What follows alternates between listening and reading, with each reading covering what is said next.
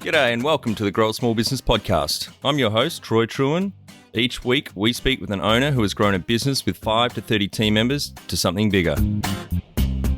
Diving into their numbers and unearthing the pain they've experienced, we explore what they did to overcome each barrier and what they would do differently from day one.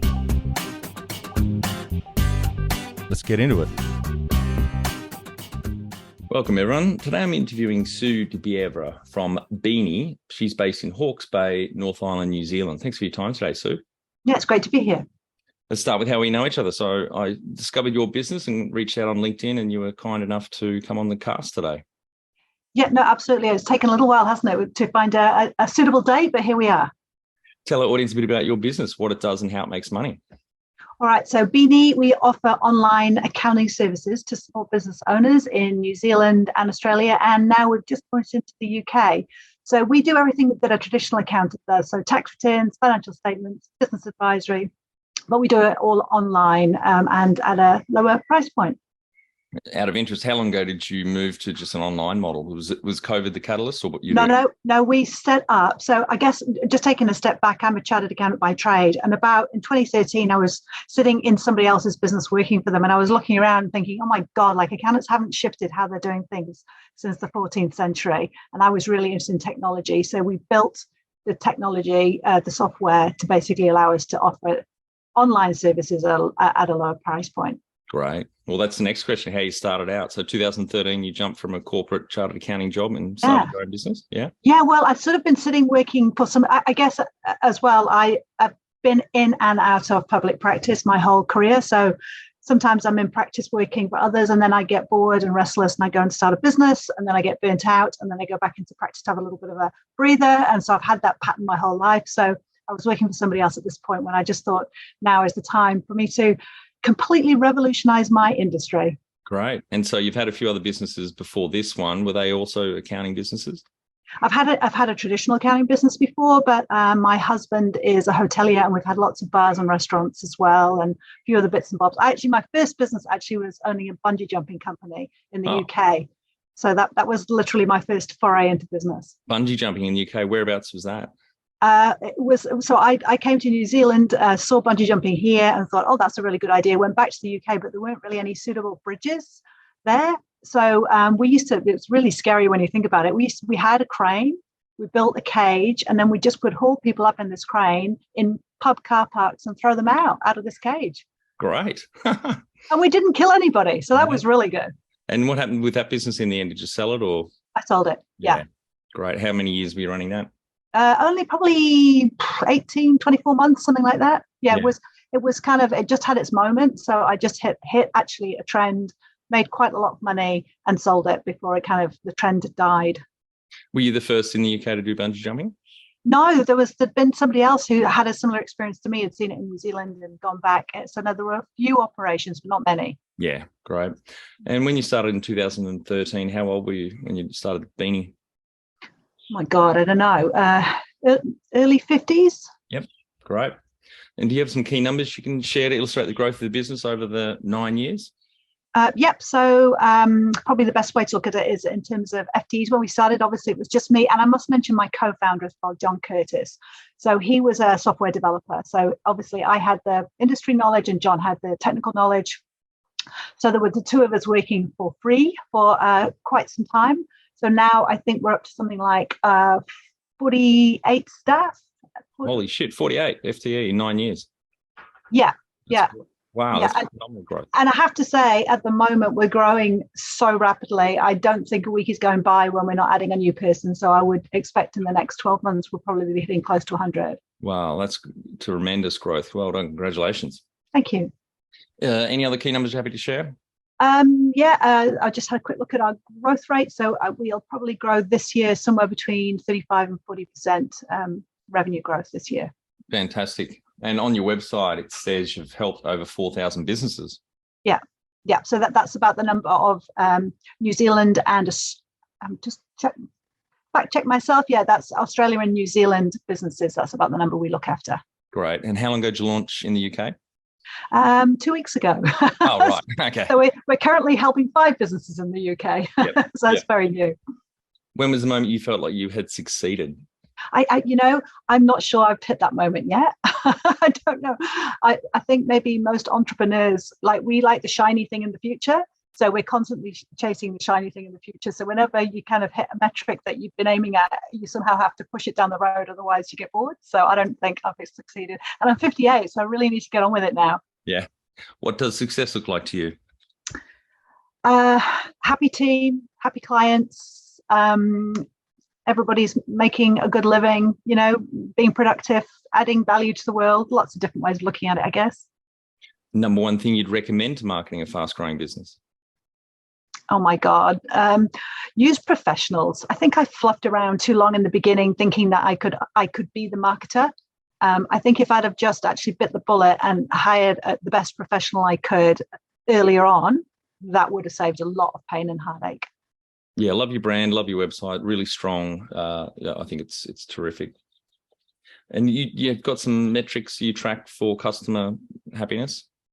Yep. So we use Zendesk as our sort of customer support platform, and we are surveying all the time, asking the questions. How happy are you with our service? So we aim to be between over 96% client satisfaction. That's where we try to stay, and that's pretty much where we do. Every once in a while we have a bad couple of moments, but we've never dropped below 90% client satisfaction. Oh, great.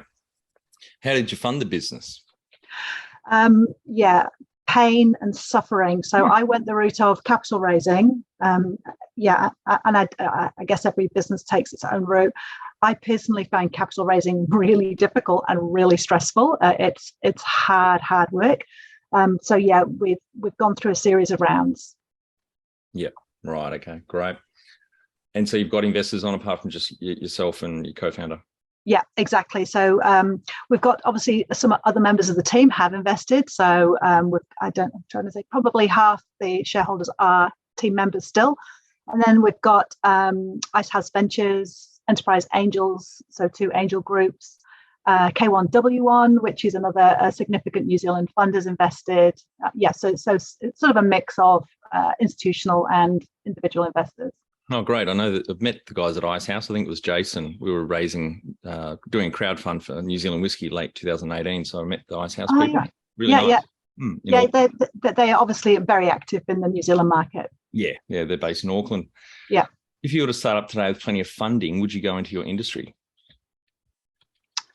It's a really tough question. I think what I always advise young people to do is get into property. I know it sounds really awful, but property over time just seems to be one of those things where you can make money with a little less pain and suffering. So I'm not sure I would go into my sector, actually. No. So how long ago did you get into property yourself? I'm not especially. I'm sort of an accidental property purchaser. So it's not something I've specialized in. But when I look at, of course, I'm looking across 4,000 businesses, aren't I? That's my business is to look into other people's business. So I just see the money that's made there. And I think, God, that looks a lot easier than what I do. Yeah, I think 70% of the BRW Rich 200 list, which I don't think exists anymore, around 70% of those have got a property background. And like the stock market, over 30 years, it's about an 8% return that you get in property. Very good.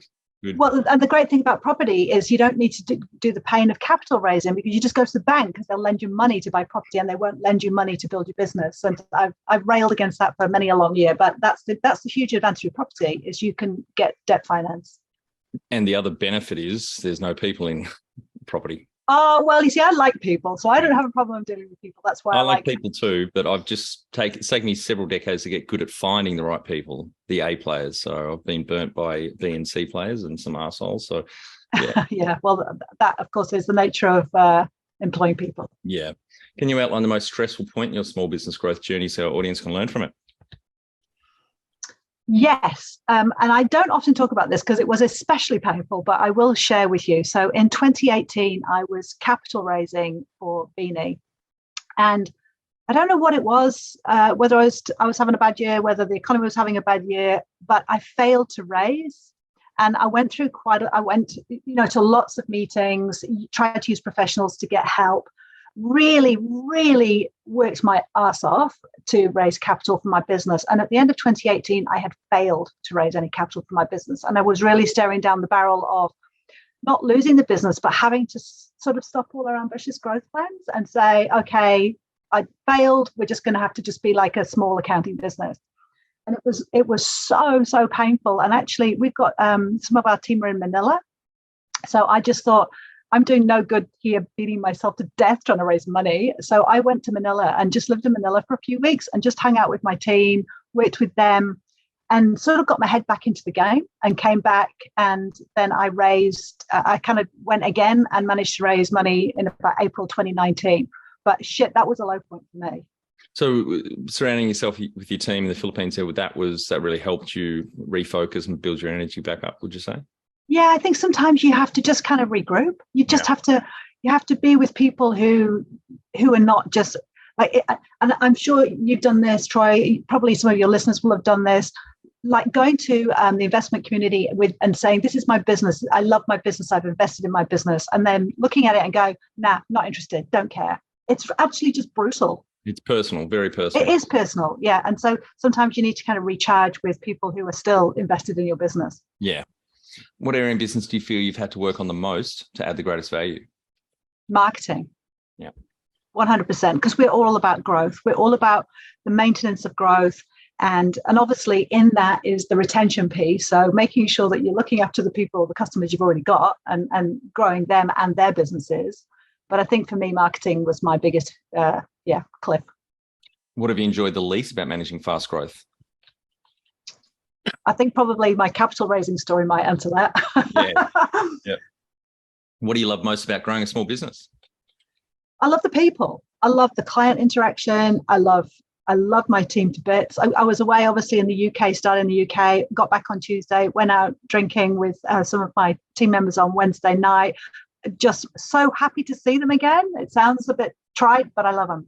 Yeah, great. Yeah, it's an amazing when you do get that A team and you're surrounded by them. It's a whole different energy and so much more fun. Yeah. What has been the biggest mindset shift for you in your small business growth journey? I feel like I might be repeating myself here a little bit, but really, really at the core of your being, believing in your own product and your service and your people, and not being rattled and not being put off by people saying, oh, no, I don't really like it, or no, I don't really think it's the right thing. It's like it's a deep belief you have to kind of hold on to no matter what. Number one habit you think a small business owner needs to develop and maintain? Probably linked to the previous thing. You've got to be so persistent. You've got to just have a system of persistence. So, if you say you're going to do something, do it. If somebody says no, you go back again. It's like just not letting go, keeping going. You might like this, very apt, because it sounds like you are English or British. One of my favourite quotes on my desk, which I've got on my desk here, which is Benjamin Disraeli, one of the ex-UK Prime Ministers. The secret of success is constancy of purpose. Yeah, that's it. That's it in a nutshell. Jump over to growasmallbusiness.com and leave your details to get a short 2-minute email I send on Fridays to help small business owners like you become better leaders. I include some reading or professional development resources I've discovered in the last week. Perfect one for you. Can you talk to how you've added people to the team, some wins, mistakes, and advice for those listening? Yep. I think we've gotten better at recruitment. I think because I think I'm kind of entrepreneurially optimistic. So when I meet a new person, I'm like, oh my God, I really love you. You're a fantastic person. I see everything good about you. I see how you can add value to my business. And and then I hire them. And then sometimes maybe there were some flags there, but I was just not seeing them. So having a much better process around recruitment has really saved pain as we've gotten better at that. So one of the key things I do is never interview alone. No. Make sure I've got somebody with me who is just, less optimistic than me and can actually say, you know what, Sue, they did this thing. I don't think they're right for us. So better, good recruitment processes, really. What are some things you'd recommend to building a sustainable and kick-ass culture to help with the growth? Again, process, just doing some of the boring stuff really well. So making sure that, again, doing what you say you're going to do. So if you say you're going to review somebody, make sure you review them. Annual performance, it's not rocket science, but it just has to be consistently applied, I think. And that's kind of part of respecting people, isn't it? Like if you say you're going to review their pay, do it. If you're going to give them feedback, do it. So all that kind of process stuff. So if from day one you've had a remote team, it must be extra challenging to pull together and maintain a good culture. Any other tips there specifically around remote teams? Yeah, we've always been fully remote. I think from the beginning, I really encouraged everybody to talk a lot. And we almost built in this kind of culture of chat. So I think, strangely enough, we talk more in our business than we would in a traditional office environment. Like if you go into accountancy businesses, it's very quiet. Yes. Nobody's talking. But we actively encourage people to pick up the phone, chat online. We've got chat groups going all day in my business. I can see people chatting all day, and we've deliberately encouraged that. And I think that's been really powerful. And then we do regular training sessions where we all get together. So I think it's connection, really, isn't it? Tell our audience how you've handled balance. In my personal life? Yeah. I don't know. I started work in the 1980s when, it was kind of this crazy ass culture where you're expected to do huge hours, and it was dog eat dog, and it was very competitive. And I just thought then, I never want to do overtime. Like, fuck that. Like, I want to live my life. So I have never done overtime. I don't encourage my team to do it. I expect you to knock off at 5 p.m. and hang out with your family, be with your pets, go for a walk, all that stuff, all the good stuff. All the, that's actually the life stuff, isn't it? Yeah, that's great. I had one and only job out of university was at PricewaterhouseCoopers, one of the top, the biggest accounting firm in the world. And it suits my personality. They were long hours, everyone worked hard, but I mean, especially in the big four, but a lot of second tier accounting firms and professional firms all have that ethos and culture about you've got to do your 50, 60 hours. And, I took that into my next few businesses and burnt out a few times doing 100-hour weeks at the start, but that's really shaped my thinking in the last 10 years around building businesses and cultures and leading teams. It's just not sustainable. And you've got also, it's a sign you've got a broken business model. If you can't 100%.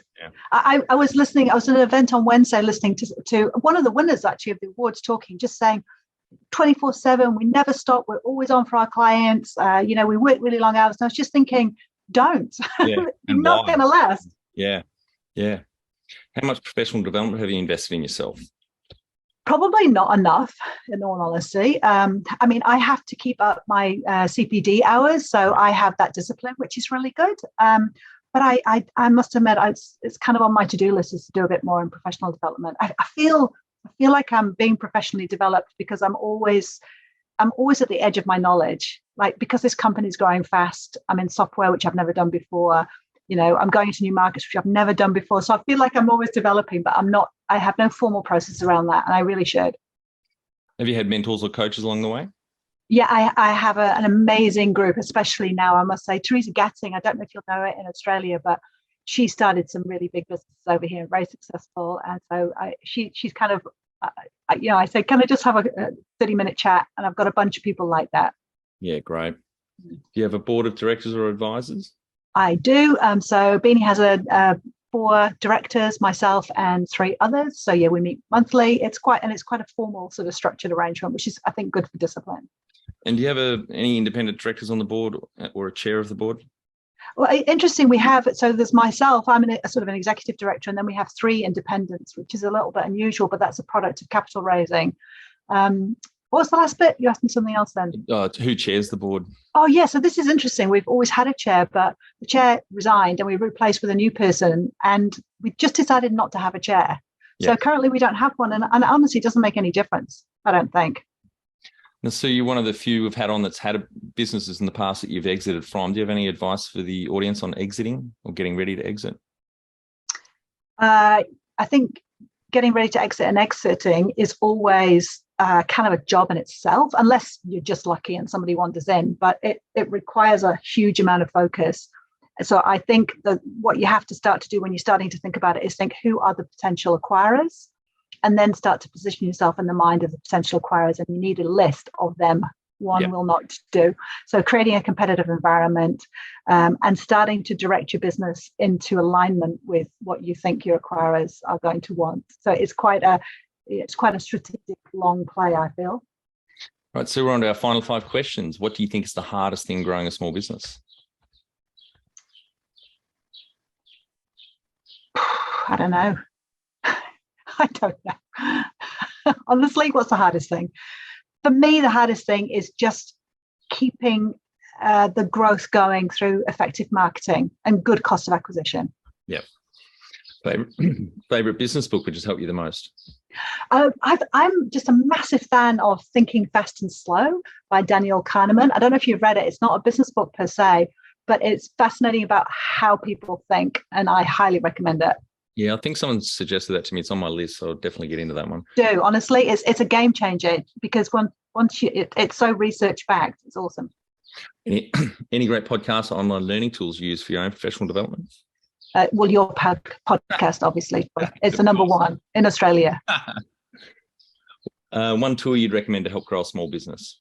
I reckon G Suite, Google, all the way. We really rest our business on it, and it's really strong. Yeah, it's now called Google Workspace, and I love it. I moved to it probably 8 years ago. Yeah, it's just got such functionality. It's great for collaboration and sharing, and you can version control. You can see who's changed what, when, etc. in the sheet, and it's simple too. Unlike the bloatware that Microsoft pump out with Office. Anyway, don't start me on that. Don't start me on that rant, and do not raise my. Oh, now I want to. No, I hate my. Xero is a great bit of software, and obviously New Zealand founded. Yeah. Finally, my favourite question: what would you tell yourself on day one of starting out? Don't undervalue your company.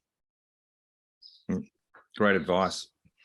Thanks very much for your time today, Sue. I think the audience got a lot of value out of what you shared with us. Terrific growth. From the two of you founding the business to now around 48, you should be up to 100 next year sometime. And over 9 years, that is amazing growth. So congratulations to you, your co-founder, and the team. Thank you. It's just been a pleasure to talk with you. And for our audience, we would greatly appreciate a review in iTunes or whatever platform you listen to us on. More reviews means we bubble up higher in iTunes, etc. So more business owners looking for podcast help with their growth will find us.